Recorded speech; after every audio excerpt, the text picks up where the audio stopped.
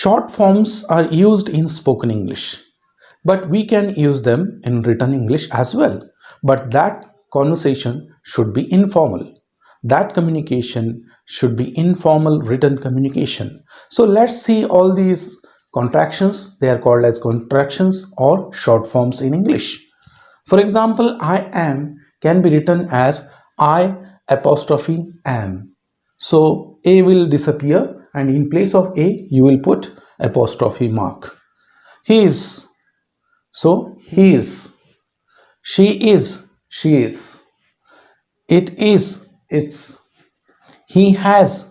He is. She has. She is. It has. It's.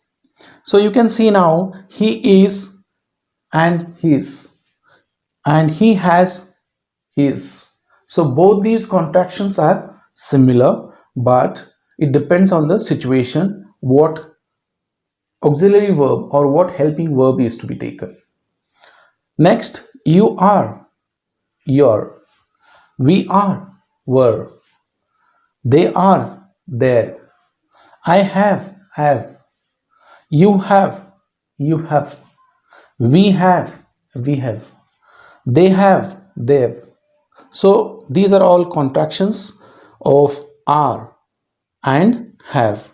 So in case of are, A will go away with apostrophe mark coming in, and here have, HA will go away with apostrophe mark coming in.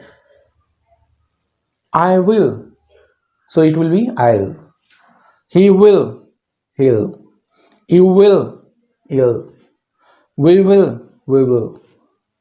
They will, they'll. So here will is contracted as only double L and WI will disappear and apostrophe mark will come in that place.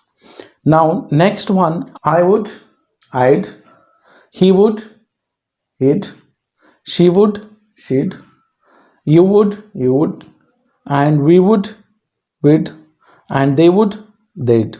So here WOUL will go away with apostrophe mark coming in that place. Similarly, like I would, so you will have again a similar contraction, that is, I'll write here, that is I'd, but that one will be I had. I had can be written as I'd, but that depends again situation. He would, here he would, this contraction will be like this, he'd, but it can be expanded as he had. So she'd can be she had, you'd can be you had, we would can be we had, and they'd can be they had. So instead of would there could be had, but the contraction will be similar. But how to identify these situations where to use would or where to say would or where to say had? So how to identify such situations where we come to know that short form of hid is he would or he had? So let's clarify that situation once. Let's have clarity of these contractions once again. She is given it means she has given it. In the other case, she is given it. She is given it. Here in this case, it is has, she has, and in this case, it is she is. So what is the difference here? What is the difference between she has given it and she is given it?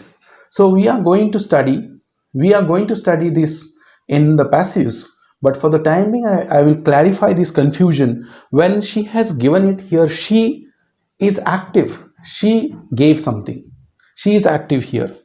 So this person is active, and here she is given it, it means that she is not active, she got it, she was given something, right? Somebody has given something to her, and here she is giving, and here she is receiving, right? So this is the difference. So here this subject is here active and here this is passive. So this has makes the subject active and here is makes this one passive. So these are the forms of to be: am, is, are, was and were, followed by third form. This is the third form of the verb, makes the subject passive, makes this person passive. And here has, have and had, has, have and had plus third form of the verb makes this active. So basically this is the difference between active and passive. Now next example here, she'd go to the temple. So this is expanded as she would go to the temple. Here she had gone to the temple. Here the expansion will be she had gone. But now look at this, would will be followed by go and here had will be followed by gone, right? So this is the basic form of the verb, she'd go to the temple. So this is to narrate something that happened in the past. This used to happen regularly in the past. She'd go to the temple means she always would go to the temple.